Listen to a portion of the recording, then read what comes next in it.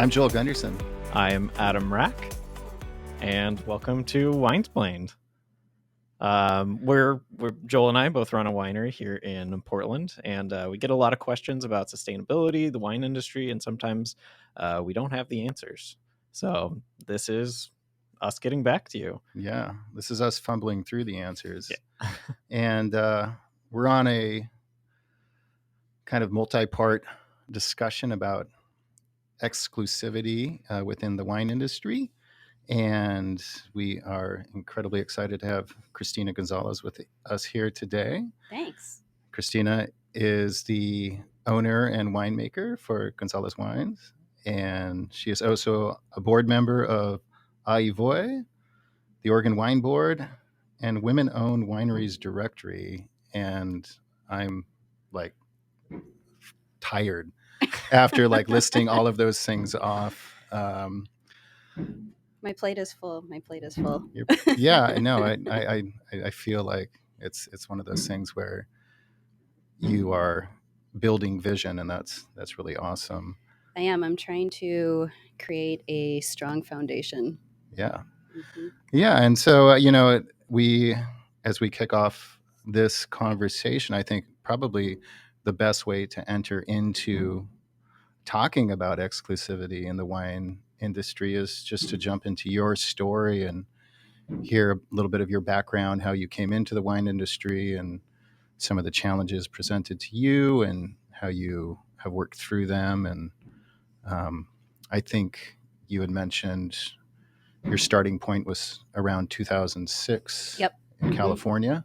Yep. That was my official stepping into the wine industry, I guess, was 2006. Previous to that, I started being interested in wine when I was in college and studying abroad.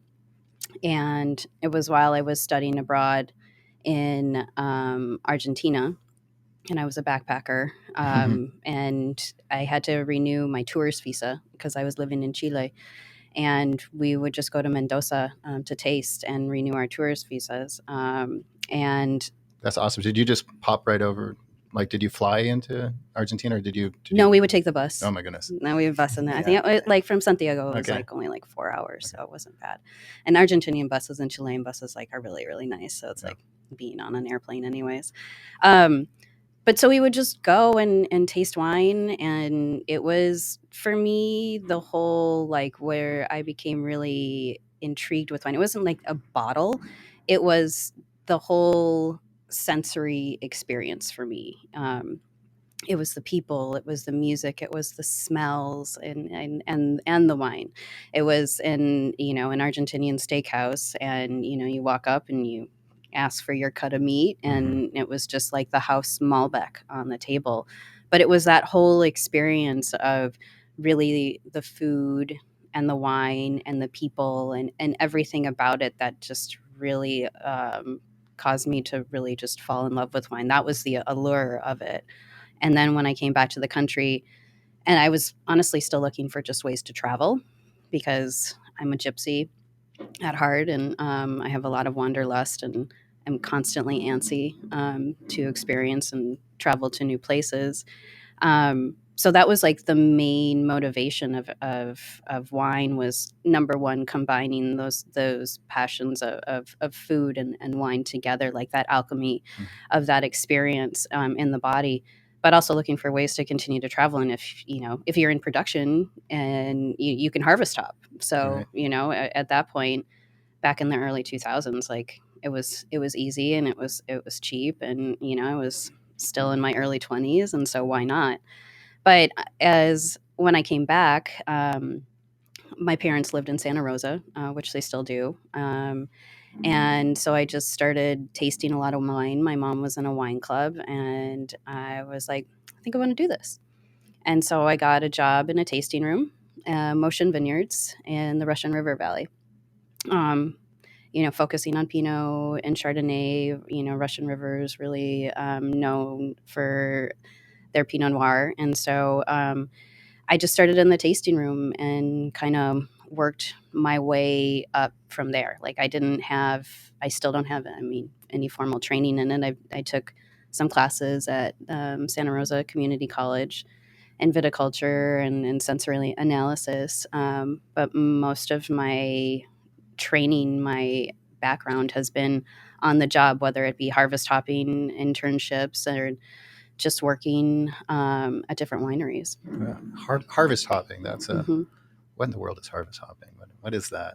Well, it's jumping from northern to southern hemisphere for harvest. Yeah. Okay.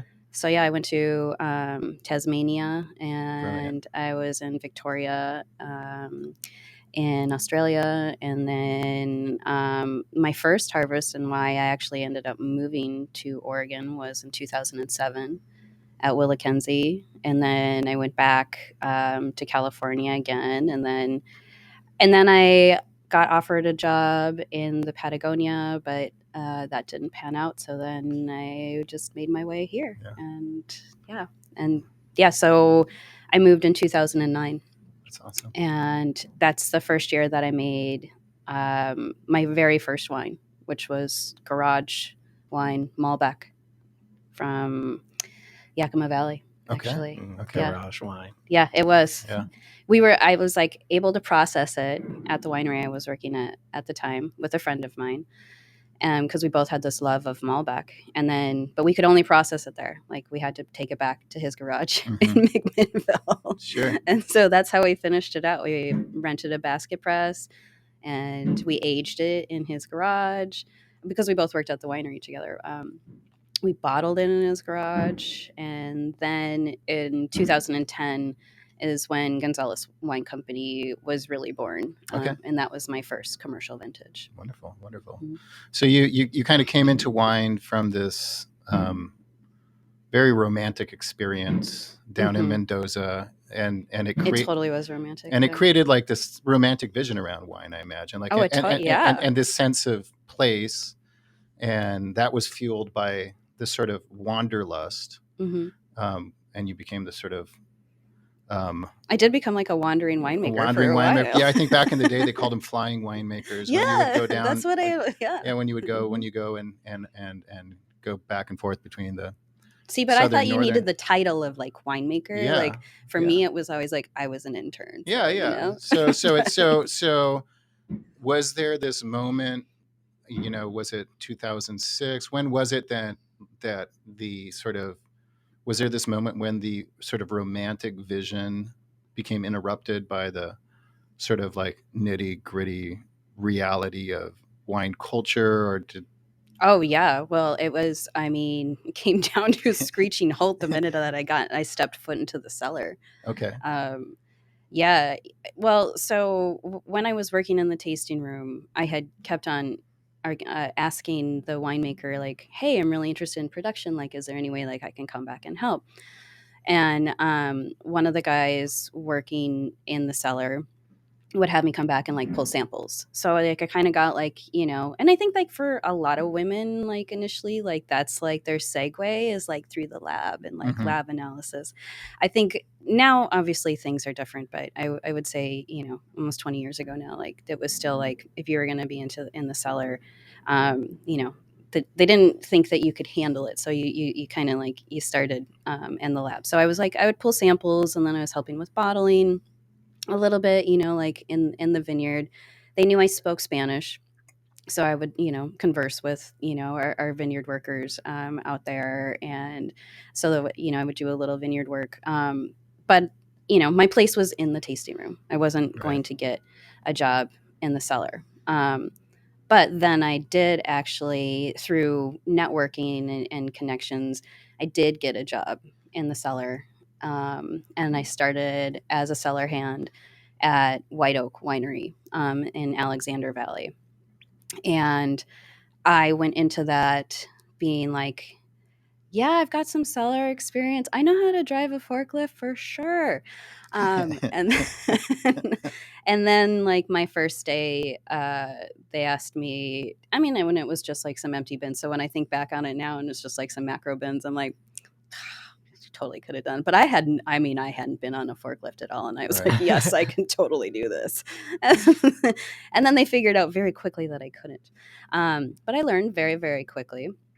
But it was in those moments of being a woman, an inexperienced woman, and a petite woman in the cellar, that I really realized my place and how small, and not only physically, but like I had felt, because it was like, I mean, I was the first woman, I think, to ever work in that cellar at the time. I hope. And this is 2000. This was like this. So it was 2006 still, because Right, it okay. was the fall Okay. the fall of 2006 that I started in the cellar there. That was my first like legit harvest, and it was like winery boot camp. I mean, they made sure that I knew that I was a girl, and you know, they wanted to make me like a cellar hand really quickly, I guess. But it was hard, and I knew my place, and I was like the grunt and did all the grunt work, and it wasn't fun. Right. I was bruised and battered, and it's a harvest I'll never forget. You know, I don't hold any ill will to those guys at all. I think like the whole reason that I learned so quickly was because I was determined to do this, and you know, people have different ways of teaching, right. And so yeah, it was hard, and there was lots of tears at first harvest, but in the end they ended up like being like, you were amazing, you kicked ass, like I can't believe you did all that, you know, that I put on you. And yeah, And you're like, no shit. well, I was like, can. duh, like I mean, I can do this, but you know, like, I mean, I don't know who's going to watch this, but I mean, I'm 5 feet and I weigh 100 pounds. Right. So, you know, when you look at me, when the barrel weighs just about the what barrel, you do, yep, empty. Yeah. Yes, the empty barrels and I weigh about the same. You have something in common. Yes. Was that, you know, was that your understanding of that first harvest process? Was that something that you understood immediately, or was that something that working in other cellars and looking back on it and seeing like newcomers and other cellars have maybe get different treatment, you're like, hey, wait a second, like that wasn't the experience that was given to me?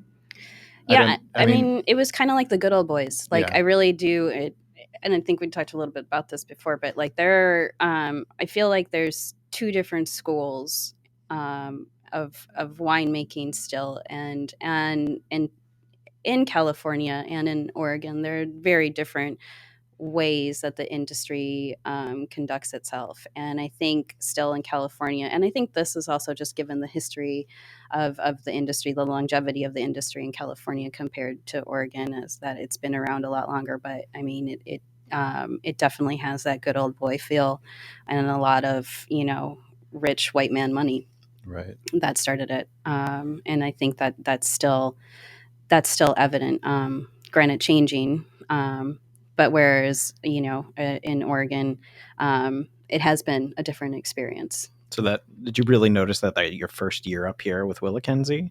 Totally. Or did it take time for you to get into the industry and actually, you know, how did you transition from wanting to work in the cellar to just saying, I want my own label? Like, was that part of the conversation that you had with yourself? Is it did you see yourself becoming a winemaker outside of your own label? Well, I mean, getting into wine, initially it wasn't ever about starting my own label. It was just I wanted to make wine, and then as experiences happened, and you know, as my career progressed, I started to realize like I wasn't going to ever be winemaker, or given that title through the traditional avenues. So when I did come to Oregon in 2007 for my first harvest, I was treated completely differently. I was working at Willamette at the time, a team of French winemakers, and the whole team was women. All of the interns, we were all girls, and it was amazing.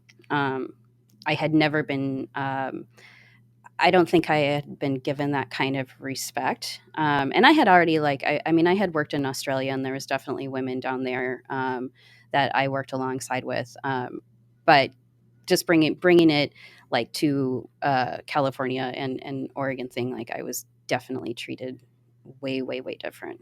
And, given responsibility and, not being questioned or second guessed, and, my opinion being valued. It was way, way, way different. But, moving forward through, different harvests, when I did move up here for good, and I moved up here, at 2009 after a couple more harvests abroad and harvest hopping, and I got my first job. It was there, and as I started to try and integrate myself into the Oregon industry and the Oregon wine community, that's where I realized it wasn't going to happen for me the way that I thought it would, and that if I did want to be winemaker, I needed to do it myself. But I also had a love of Malbec, and I knew like I didn't need to start a label. I just wanted to make it, Right. Because I was so in love with it, and so that's. Yeah, I'm interested. What was that sort of notion that you had that you mentioned? That you weren't going to be involved with wine or make wine in the way that you had thought you would, and then what was kind of what did you shift from, and what did you shift to? I guess. Yeah, so I was working at a large winery at the time, and I started in the cellar, and I hurt my back, and I hurt my back pretty bad. And it was an on-the-job injury, so obviously they couldn't fire me, but they had to move me around in different positions. Which, when I think about it, it was honestly the best thing that could have happened, because I got so much different experience in different areas of the wine industry, like shipping and receiving, warehouse, like inventory, more lab analysis, like working in the tasting room, and eventually I ended up on the bottling line, and I ended up managing the bottling line. And the reason that I got put in that position, though, was because I spoke Spanish.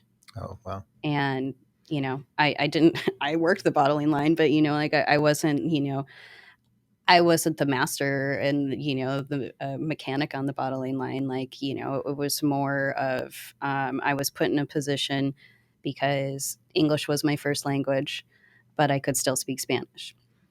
And there was a lot of people that were working for me that had a lot more experience and that should have been in my position, but because English wasn't their first language and they were not strong English speakers, they weren't given the position. So that was a hard place to move into, and a very uncomfortable place at first. And so while I was there, and you've all been on the bottling line before. I mean, a couple of days is fine. A week or two, cool. But every single day for 3 consecutive years. Drags on 3 years. Well, it's kind of soul crushing, Yeah. It's not something where, and I thought, I'm given this position, and it's a management role. So obviously, like my trajectory must be moving up. And they tried to, put me in higher positions within production, but it just wasn't going to happen. I mean, when you're at a facility, and at that point they were at 250,000 cases. I mean, now like over 10, oh, well, way over 10. But,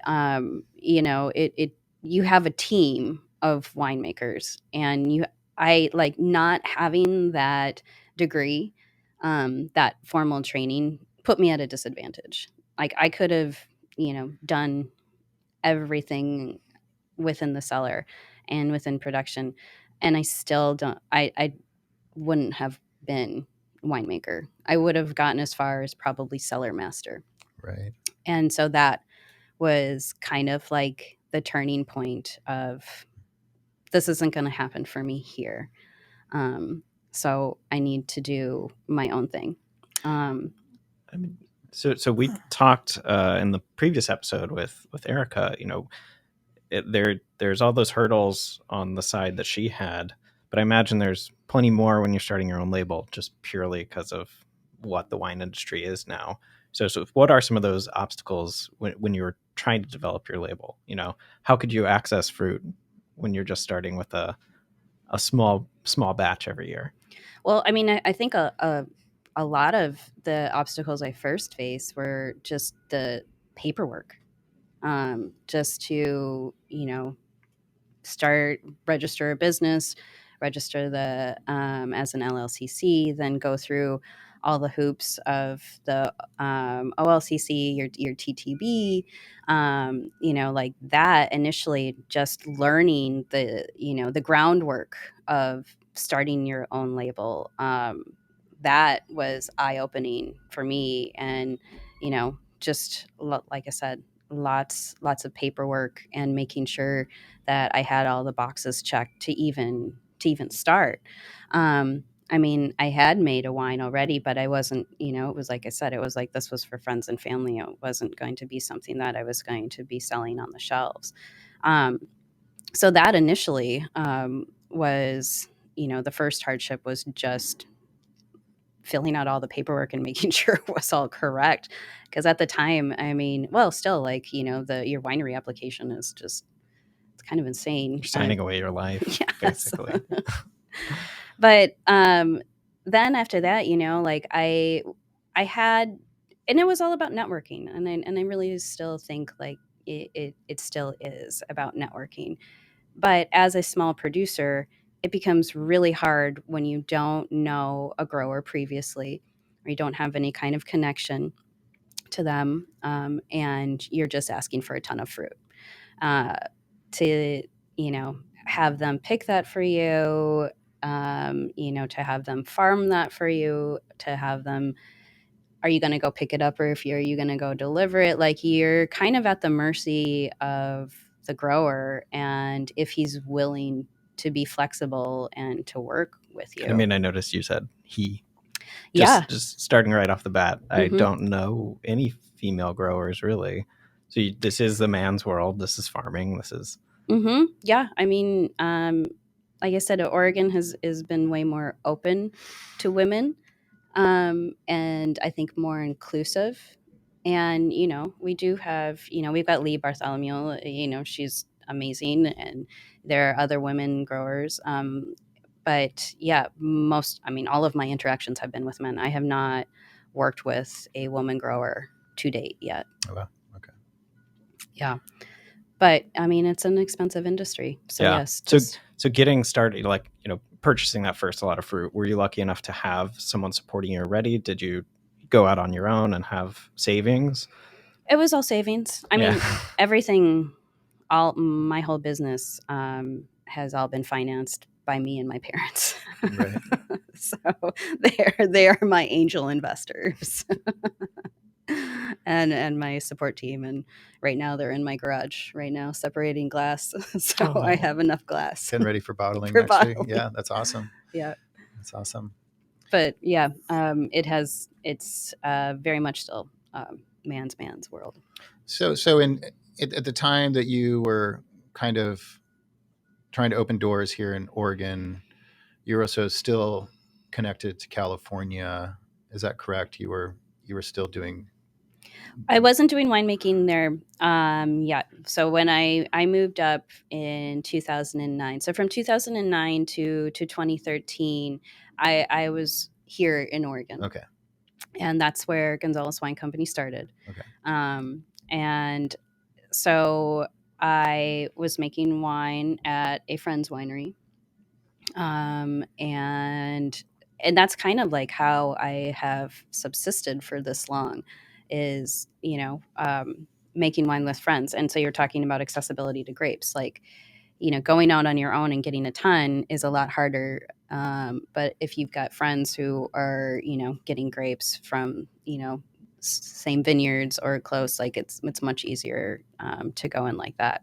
It wasn't until 2013 when I quit my job on the bottling line and packed up and moved to Mexico.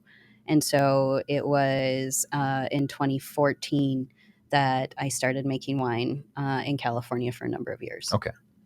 Great.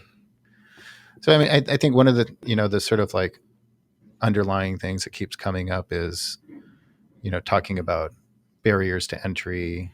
We have a place to make wine, right? That's places to make wine. Mm-hmm. Places to make wine is something that through your experience has been just, it's been totally difficult for somebody who isn't jumping in with a huge amount of capital investment. Yeah. There is that, again, coming back to that sort of like romantic vision that so many of us have around wine. It's like, we want to be winemakers or we want to make wine. And then there's that reality that sort of brutal reality that it's a wealthy person's game. I mean, yes, to be honest. I mean, you really of course now hindsight is 2020, right? But like I've gone throughout my whole career now, and Gonzales Wine Company is now I say we, but it's just me. I'm over over 10 years old now. Great. So this is the 11th year that I'll be making wine by myself. And yes, it is something that I was just like, I'm just going to go in with, I got enough money for a ton of grapes and that's what I have.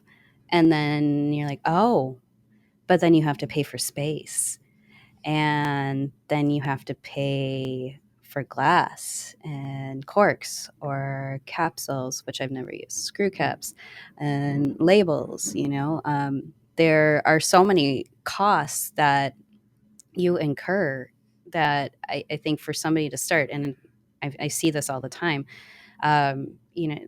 those are the things that you're not really thinking about initially when you're getting started. And I just wanted to make wine and I wanted to put out something that I was proud of, and I wanted to, I wanted something that was a homage to how I fell in love with wine. It was a passion project, and right. It still is a passion project, but it's an expensive passion project. And we've talked before about sort of your goal and that you wanted accessible wines, mm-hmm. but where were you ever able to achieve that? Which I know this is kind of a joke question, because if you know about the industry, just purely the cost to distributor, if you're selling through a distributor, that's 30% off the top, and then their markup is additional to that. So whatever you're buying at the store, whatever you're buying at a restaurant, winemaker barely gets half, if any of that. Oh yeah. No, I'm still poor. But I'm getting there, and the last 2 years have been really, really great years for that. But I mean, if you talk to anybody who's in the industry, people who own the winery or are financing, they're the ones who have the money. It's not the winemaker who has the money. We're still just making pennies out there. But I think it is getting better, but you have to know that romantic title of the winemaker does not come with the money. Right. That you'd think it does. And and I think as we kind of try to explore the sustainability of the wine industry, we balancing that with access to wine or exclusivity, these different parts of language that we're trying to suss out here. Cost is obviously a barrier to entry for people on the other side, the consumer trying to be involved with the winemaking process, trying to maybe even interact with their local community, right? It's like we as local winemakers want to interface with the community around us, but often the cost of our product can make it prohibitive. But at the same time, if we don't charge that, then we aren't sustaining ourselves. So is that something that you kind of ran into, or? Well, there's two kind of barriers that I think I face right now. And one, like we were talking about, one of my missions of my company has been to create accessibility to wines for everybody. Like my vision was always I wanted people, I wanted somebody who looked like me to walk into a store and be able to recognize a name on the shelf, whether it be for my catchy logo or last name, but to make that connection, and to take that bottle and for them to like, I don't want somebody to buy my wine if it's going to cost you a day's worth of work. If it's a couple hours, like that's what I want. But what I have found with that, and like I said, more recently with the pandemic, is with rising costs, it's harder for me to pay my bills. Because I'm trying to keep a lower price point to make that accessible, but in the end, I'm not charging for my time and my worth, and that has been, it's been very hard to change that. I mean, when you start from your prices, at a lower price point, a $20 price point, and then you're raising, like I'm doing everything backwards. But I'm learning as I've gone. Like this whole everything has always been it's always been a learning process. But that's a very hard, like that's a very steep hill to climb. But it has to happen if Gonzales Wine Company is going to continue. But you also talk about place, like brick and mortar. Being a winemaker that doesn't really have a space is very difficult for me to create community. So for the social media presence that I have, and people that reach out to me and are tell me that I'm motivate them and I inspire them, and how can they meet me, and like how can we connect. And for a person who doesn't own a winery, and doesn't have a space like that, that can be difficult. So, I mean, I do book private tastings now, by appointment only, and the wines are available online and by distribution and in stores. But I have found that recently now, for this last year, that has been one of my biggest barriers, is not having that space, not having that face time to make with my community and the people that I want to inspire and to empower and to support. Right. I mean, community is an interesting word, right? Often we think of like the Oregon wine community as being a little bit more friendly, a little bit more helpful with each other, a little less businessy. But was that something, that when you first started to get into this community, did you find that sort of friendliness right away, or was No. Yeah. No, it was very cliquey. Uh-huh. It was very cliquey. And I mean, I say that now, like I'm in that community. You're now. part of the clique. I Yeah. am. Yeah, yeah. I am. I made it in the circle. You're like the juggernaut. I made it in. But no, I was on the outside for a real long time. Most of my time in Oregon was spent on the outside looking in. And again, different time, right? Like, I mean, it was like all UC Davis grads that were up here. And, it was like this tight wine making community clique, that I would hear about. And I mean, these people knew me. But it wasn't like we were hanging out and they weren't reaching out and being like, hey, there's this opportunity. It was me, searching out the opportunities, right, or, the invites for the big wine dinners that I wasn't getting invited to. Right.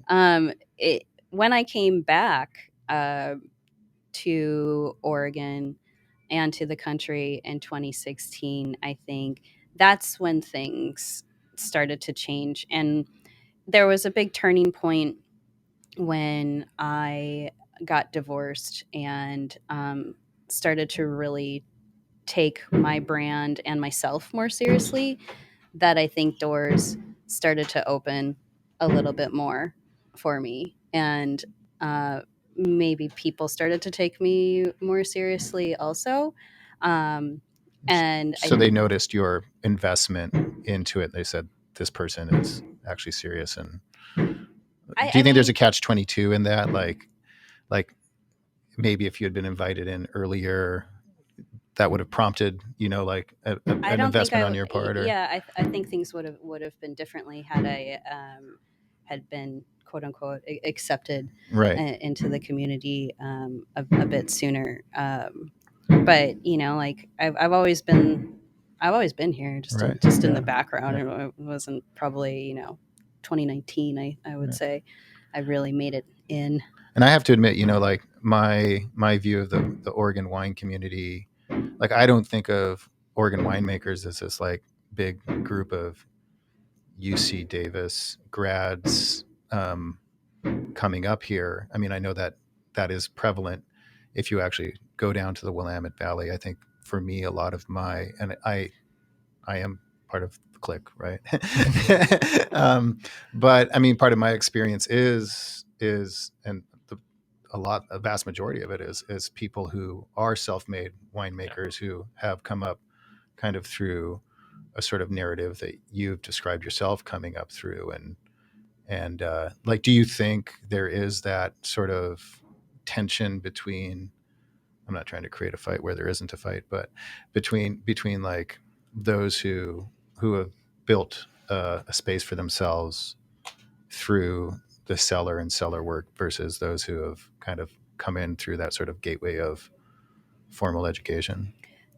I just got an email from a friend who is in France, and he is Eastern Indian, and he just sent me a message and said, Christina, how can I start some kind of nonprofit of BIPOC activism here in France? He said, because he's like, it's been happening for a while. He's like, but he's like, just recently, I had two white colleagues who just moved up through the ranks with no problems.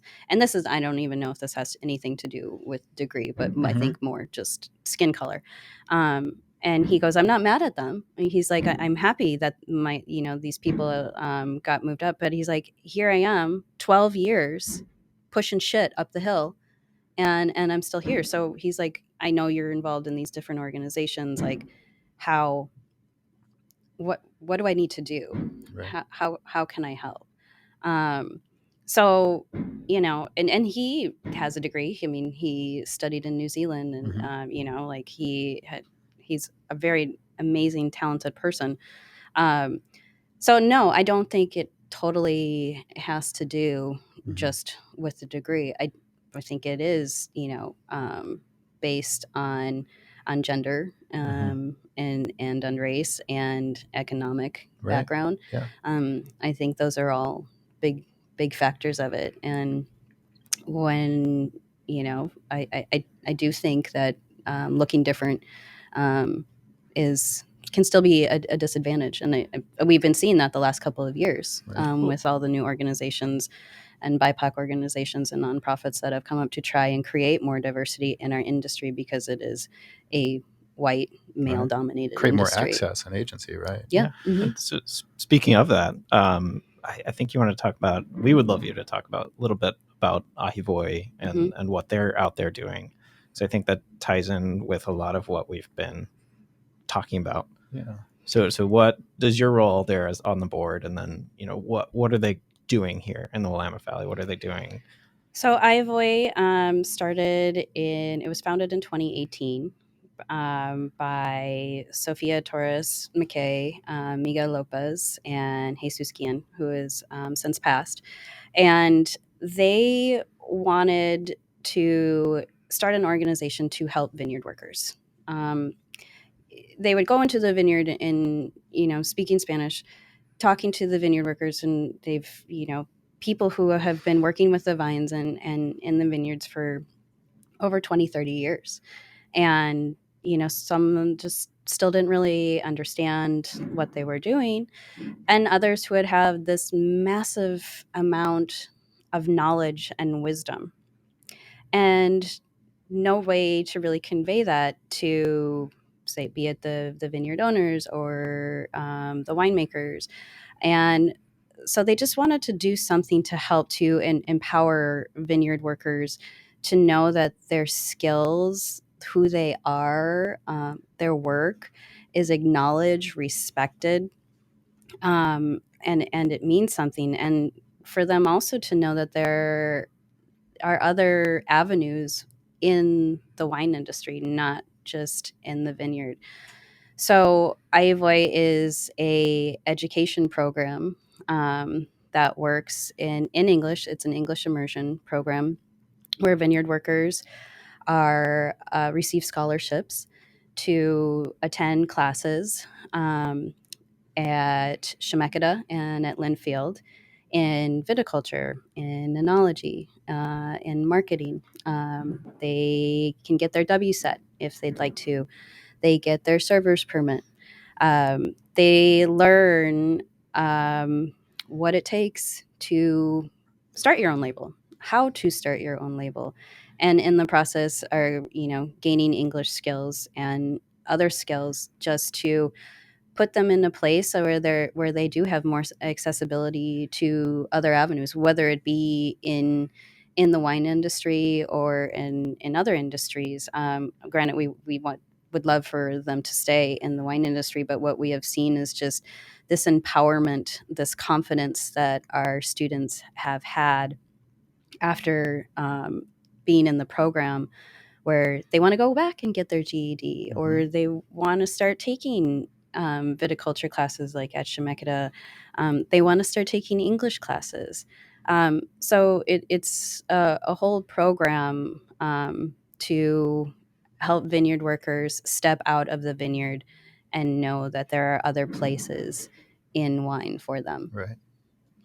That's awesome.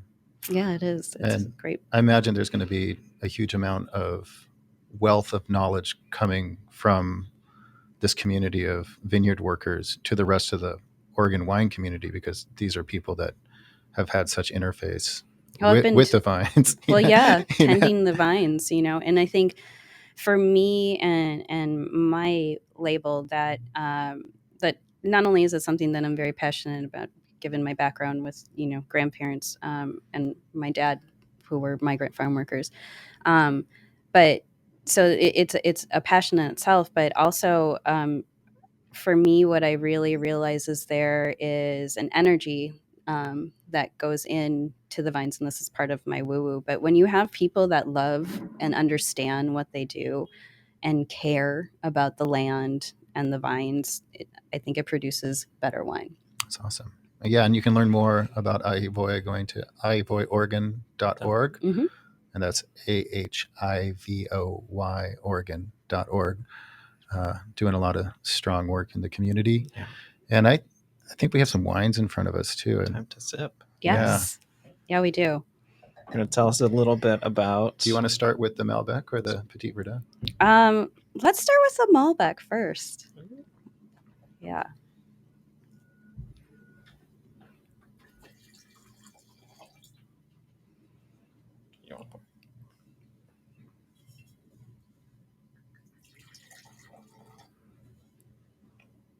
Right. So this vineyard is actually special to us as well. It's super special to all of us, and we're all in the same room together. Yeah. Hey, Phil. So this is Gold Vineyard Malbec? Yeah, this is the Gold Vineyard Malbec. This has a tiny bit of Tinta Cow in it, which is a Portuguese red grape. So it was co-fermented. And it has just been a stellar wine. These grapes from Gold Vineyard down in Talent have been farmed by a very awesome grower down there, Randy Gold.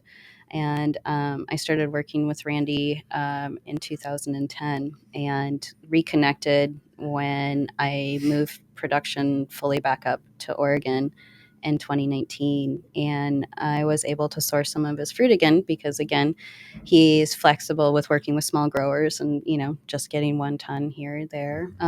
So this is, the 2020 Gold Vineyard Malbec with that hint of Tinta Cow in it. Right. And we're lucky that the fire went in the opposite direction away from Talent. Yes. Right. I mean, for all of my grapes, I did not have any smoke taint. So I was, That's brilliant. Yeah, super, super lucky. So this is Malbec. This is a shout out to the romantic origins of your wine. This is 43 cases produced. Yeah. So this is, does this bring you back every year when you make this? Does this kind of remind you? It totally does.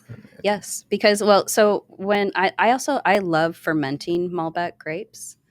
So it is just so fun, like the fermentation process, like just of all the blue fruit, like, and just like there's like honestly that boysenberry and blueberry jamminess of it during fermentation with just a sprinkle of powdered sugar on the top.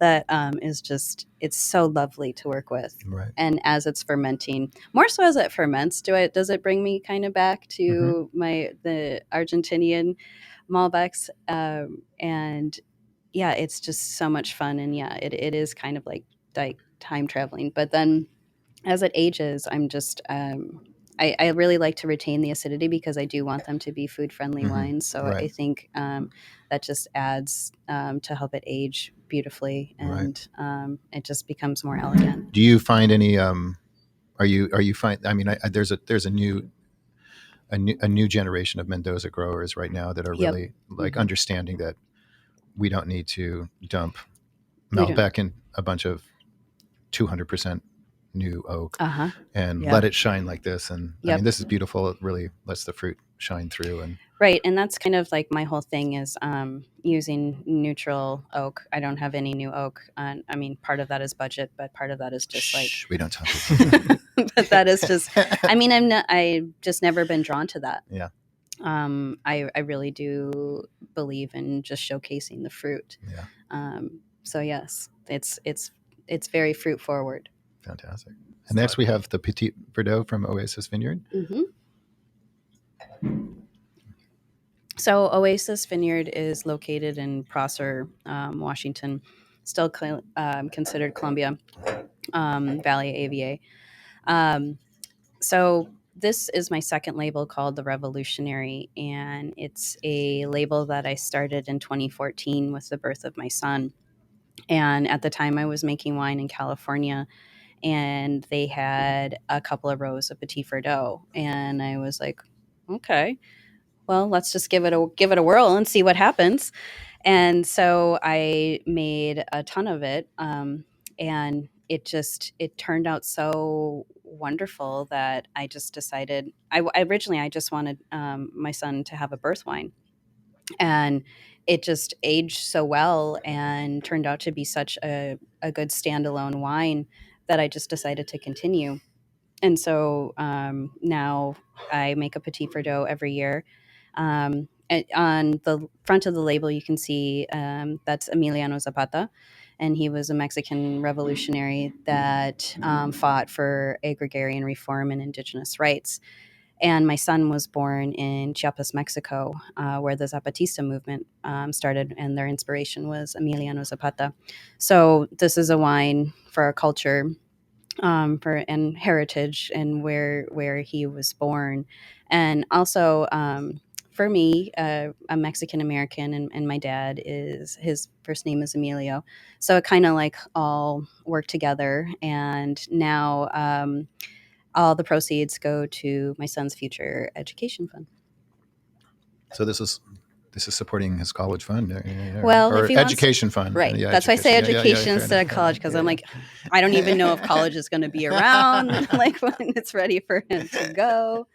But again, it's kind of one of those things like with Petit Verdot and Malbec, and I feel like Malbec kind of has more of that immigrant story where, it started in France, and it was kind of like, just a blending grape kind of in the background, which really like came to shine in Argentina. And same with Petit Verdot, being what would be considered a blending grape, late ripening, super rustic, very tannic. And, you know, when I don't know, I pay attention to it and I give it love, and it gives me love in return, and, you know, produces nice wines. And I think this is a good representation of that. Don't mind all the pounding outside. They're building here in Portland. They're tearing up all the streets around us. Yeah. Well, once again, thank you, Christina. Yeah, thanks for having me. This was fun. Go check out sharing your story. And what's your website? You have a website? GonzalesWineCompany.com. And I'm on Instagram and Facebook too, if you want. Yeah, get in there, follow. Small amounts of wine available as well. So. That's right, small quantities. Thanks for joining us. You're very welcome. Lovely. Yeah, thanks for having me, you guys. This was fun.